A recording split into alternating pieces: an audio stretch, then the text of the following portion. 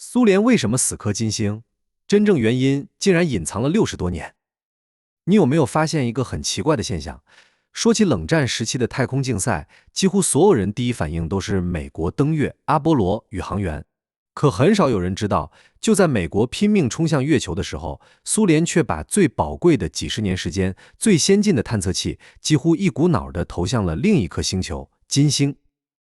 如果放到今天來看，這個決定簡直不可思議，因為我們都知道，金星根本不是天堂，而是太陽系最恐怖的地獄之一。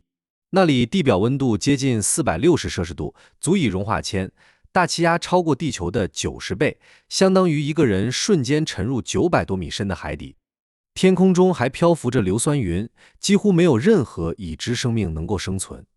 可就是這樣一顆星球，蘇聯前後竟然發射了29次探測任務，這是瘋了嗎？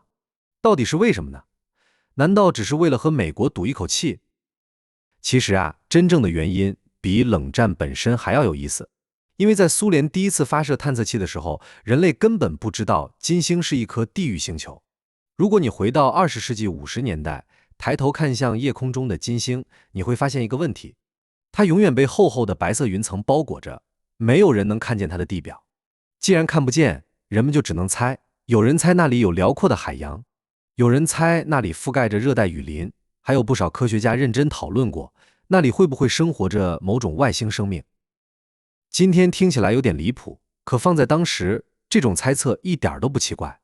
因為金星和地球實在太像了，它的直徑約為地球的 95%， 質量約為地球的 81%， 同樣屬於岩石行星。在太陽系裡，它幾乎就是地球的孿生兄弟。所以當時很多科學家相信金星只是比地球更熱一點，更潮濕一點，甚至有人把它稱作年輕時期的地球。也就是說，在那個年代，人類眼中的金星不是一座煉獄，而是最有希望發現生命的地方之一。或許蘇聯真正想尋找的，也許不是一顆新行星，而是另一個地球。那為什麼偏偏是金星而不是火星？很多人可能覺得火星離我們更近，也更像未來的移民目標。可對於上世紀60年代來說，答案恰恰相反。從軌道力學來看，飛往金星所需要的能量，很多時候比飛往火星更低，發射窗口也更加頻繁。而那個年代，火箭運力有限，導航計算能力有限，每節省一點燃料，每降低一點技術難度，都意味着任務成功率會提高一大截。對於當時的蘇聯來說，金星並不是瘋狂的選擇，而是最現實的選擇。如果把今天的火星探測比作攀登珠穆朗瑪峰，那麼當年的金星更像是一座人們認為可以首先征服的高山。當然，光靠科學好奇心還不足以讓蘇聯連續投入20多年。真正推動這一切的還有冷戰。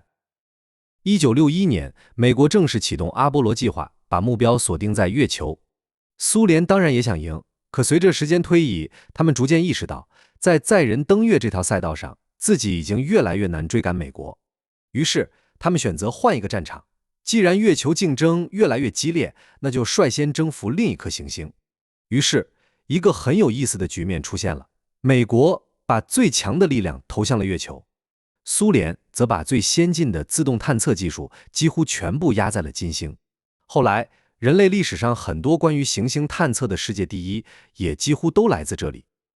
不過，蘇聯的成功並不是一路開掛，恰恰相反，前幾次金星探測幾乎全部失敗，探測器失聯、通信中斷、飛掠失敗，各種問題接連出現。如果放到今天，這樣的失敗率恐怕早就有人質疑項目還有沒有必要繼續。可蘇聯沒有停下。終於，1970年，金星7號成功實現了人類歷史上第一次在另一顆行星軟着陸。雖然只工作了23分鐘左右，卻證明了一件事兒：人類真的可以在另一顆行星上着陸，並把數據送回地球。1975年，金星9號又傳回了人類歷史上第一張來自另一顆行星地表的照片。照片裡沒有森林，沒有海洋，也沒有外星文明，只有遍地岩石以及一片昏黃的天空。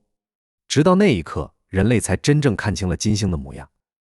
1982年，金星13號更是在460摄氏度、90多個大气壓的極端環境中，堅持工作了127分鐘，還完成了彩色攝影、岩石鑽探、土壤分析等多項任務。這個記錄至今仍然沒有被真正超越。很多人喜歡說，美國贏了月球，蘇聯贏了金星。其實我覺得這句話只說對了一半。蘇聯最大的成就，並不是拿下了幾個世界第一，而是他們親手打碎了一個持續了幾百年的幻想。人類曾經以為厚厚雲層下面也許藏着另一個地球，結果打開之後才發現，那不是天堂，而是一座真正的地獄。從那以後，科學界對金星的認識被徹底改寫，人類探索太陽系的方向也隨之發生了改變。不過說到這裡，一個新的疑問又來了。蘇聯不僅成功登陸了金星，還在那裡拍照、鑽探、做實驗。可為什麼40多年過去了，人類反而再也沒有成功登陸過金星？難道今天的科技還不如上世紀80年代？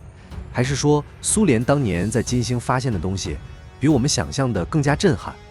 點讚關注不迷路，下一期我們就來聊聊這個話題。蘇聯在金星到底發現了什麼？這裡是宇宙之思，宇宙很大，人類很小，但是探索星辰大海，我們從未停步。